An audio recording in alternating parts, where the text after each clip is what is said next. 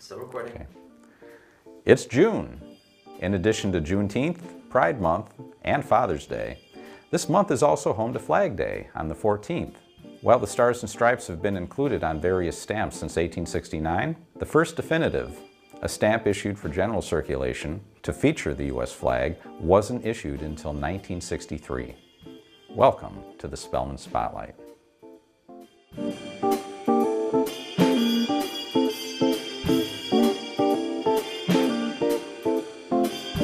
The Spellman Museum is now on its summer schedule. Public hours are noon to 5, Wednesday through Friday, and Saturdays 11 to 4. The museum can also be opened by prior appointment. Historical reenactor Cheryl Fay returned to the Spellman on Memorial Day weekend as our nation's second First Lady, Abigail Adams. Cheryl played to a full house in our main gallery, telling Abigail's story from her youth in Weymouth to her time as First Lady of the United States, from 1797 to 1801. Cheryl's one-woman show was sponsored by a grant from the Weston Cultural Council. Have you ever wondered what postal stationery is? It's a fun and practical way to send mail. Postal stationery refers to items that already have a specific postage rate prepaid, typically with an imprinted stamp or inscription. Some great examples are stamped envelopes, letter sheets, postal cards, letter cards, aerograms, and wrappers. Just like postage stamps, you can find these goodies at post offices, often with a small surcharge to cover the extra cost of the stationery. You can also check them out at the museum store. For the month of June, our store is having a special sale on all postal stationery. We are offering a 25% discount on our already low-priced items. We're also including any postcards that don't have a pre-printed stamp. Come on by and explore our fantastic collection. I'm Heidi Price with this month's artifact, the postal scale. Now, here's some context for us. Before 1845, U.S. postage was calculated based on the number of pages in a letter and the distance it traveled, resulting in a very complex system. In those days, envelopes were rarely used, and letters were folded sheets of paper, sometimes sealed with wax. For example, a half-ounce letter could travel up to 3,000 miles for 3 cents, and the recipient often paid the postage. Then, the Act of March 3, 1863, eliminated postage differences based on distance, making rates uniform for the entire U.S. It was all about weight and size. At the Spellman, we have a Triner postal scale in our collection. Postal clerks use this spring-balanced hanging scale to weigh parcels up to 20 pounds. Packages were attached to the hook at the bottom of the chrome-rimmed circular dial. We don't know the exact date of our scale, but we do know the Post Office Department ordered at least 20,000 of this style in 1912. Triner Scales was founded in 1897 in Chicago, and today they are headquartered in Memphis, Tennessee. Triner was one of the earliest and most prolific suppliers of scales to the U.S. Post Office. By mid-century, Triner was equipping the ideal and superior U.S. mail scales with replaceable plastic dials. That way, when the government decided to increase postal rates, a person could merely send for a new dial rather than an entirely new device. After a major rate hike in 1958, the Chicago Tribune reported that Triner scale was being deluged with new orders. The company president said 38,000 post offices throughout the country had requested new scales, and that there were more than 500,000 additional Triner scales in use that would require new charts with the updated rates. Now, the scale design itself remained largely the same over the years of its use. If you look at the two ads shown, you'll see the 1908 model looks basically the same as the one from 1956. Planning to send a letter today? Rates vary by weight, with each additional ounce costing extra. The maximum weight for first-class letters is 3.5 ounces. Are you shipping a package? Both weight and dimensions play a role, and dimensional weight may apply if the package is large and lightweight. Are you thinking about mailing a postcard? It will have a set price, regardless of weight. The size must be 4 1/4 by 6 inches maximum. An oversized postcard requires a first-class letter rate. Come see us at the Spellman. We have amazing artifacts. Doing a little something different for the interview today. I am pleased to introduce somebody who might be familiar to most of the Weston community, the Executive Director of the Weston Media Center, Nathan Suhr. Nathan, welcome to the show. Thank you. Happy to be here. Yeah, happy to be here in front of the camera. Yes, yes. I'm usually on the other side over there. Yeah. Well, I wanted to have you on to talk a little bit about the partnership between the Weston Media Center and the Spellman.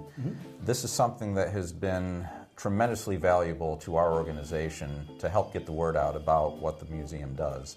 And I know that our partnership goes a long ways prior to the establishment of the what was the Update, now the Spellman Spotlight, thanks to your input. And wondering if you could talk a little bit about that and your background with the Media Center. Sure. I've been with Weston Media Center for almost 12 years, and in the role of director for, oh my God, almost 7 years now. I can't do math right now, but it's about that. And this has definitely been the most rewarding experience of my life, being here as part of Weston Media Center and being part of this town. It's been so much fun and such an education as well. The collaborations that we've had with Spellman has been rewarding as well.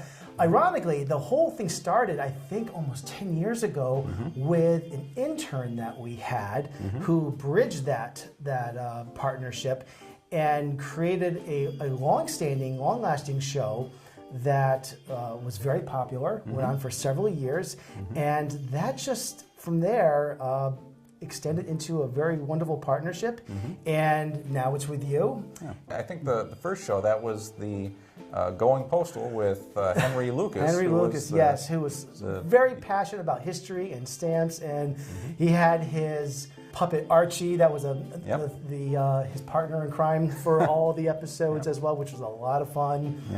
A lot of fun to produce those. Some of our viewers might be interested in knowing that Archie is now taking up residence in the children's room, so they can still go to the museum and see Archie continuing to promote stamps and everything. That is wonderful. And I should also mention that that intern is now one of our board members as well. So he has stayed with Weston Media Center and is doing wonderful work with us now as well. So what a great story, I'm telling you. Yeah. Well, this partnership has been fantastic because you have helped us to get the word out to the community in a way that I don't think we could have duplicated with any other medium. And that to me is the real value of the partnership with the Weston Media Center.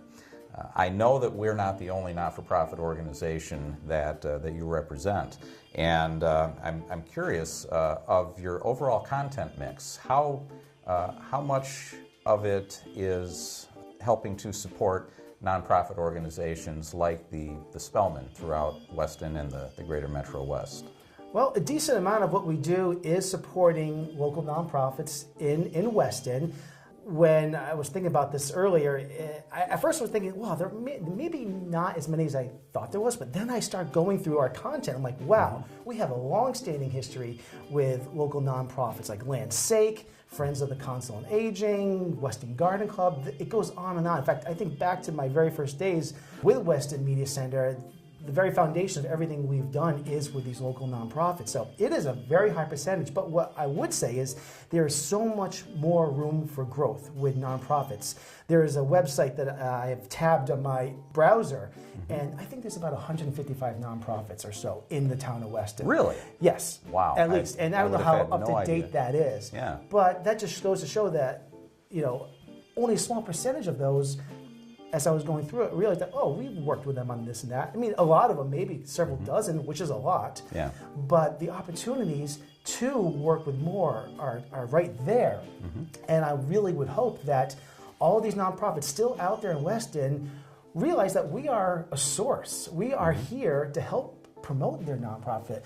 If they have an event coming up, if they want to share what their institution's about, what their nonprofit's about, we can help them create a public service announcement, help promote their event, create a show with what we're doing like right here, right now with you. So this is an opportunity that they have in what Weston Media is all about, connecting the community to agencies, nonprofits, so that they can learn, educate, inform about what's happening in our town. Oh yeah.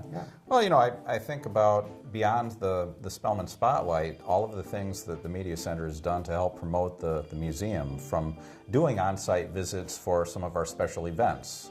Another one of our partners partner organizations, the New England Postcard Club. You had recently produced a video for their spring show, which was a great success. Yes. Any number of times that we've had road shows come in where people can bring their stamps in and have them evaluated by professionals. Mm-hmm. Weston Media Center has been there to cover that. Vatican Stamp Day in October of 2024, you were there to cover that. So when it comes to getting the word out here locally, I'm hard-pressed to think of any better venue than Weston Media Center, and I'm pleased to be able to look to you to have that exposure for us. Well, thank you. I mean, this is what our mission is, connecting the community. We are a PEG channel, public education government, and you are part of that education. You know, with the Vatican Stamp Day, history, I mean, this is what we do to help the public, to educate them, let them know about the events happening in our town, and such, like you said, Vatican Stamp Day, the Postcard Club show. These are just examples of events happening in town, and I'm so grateful that our collaboration, that we have that, and we're able to promote these events, because I think it's wonderful that the town can see what's happening in the Spellman Museum, and as you have the opportunity to show with the Spellman Spotlight. So I encourage other nonprofits in town to reach out to Weston Media Center and see if there's a way that we can help, showcase, promote what you guys are doing. Great. All right. Last thing to mention, beyond the Spotlight program, there's also the Weston Hub news site on the Weston Media Center website. And that's a place where people can go to find out information not only about our programs, but about everything that's happening in the community as well. Yeah, the Hub is a great thing that was launched toward the end of 2024. It is a user-generated community calendar. We also have a Hub Highlights newsletter that goes out, which is curated content. So we have almost 870 subscribers to this at this time right now, and it has become a very popular piece of content that we are now producing, because years ago we lost the town crier. So getting information out there, what's happening in our town. The community is thirsty for that. And creating this community calendar has been very popular. People have been praising us for creating this. It's been a very rewarding experience being part of this. And check it out for sure, because it's a great place to find out everything that's happening in town. Right now, it's user-generated, meaning that nonprofits, town agencies can submit content to this. So it's a great place to look for content and what's happening in our town. Great. Well, I'm looking forward to keeping this partnership going for a good long time to come. Yes. Nathan, you've been a great support to the Spellman Museum, and thank you again for everything you're doing, not only for the museum, but for the community as well. It was our pleasure. Thank you. All right, great. All right, well, that's it for the June issue of the Spellman Spotlight. We'll see you again next month.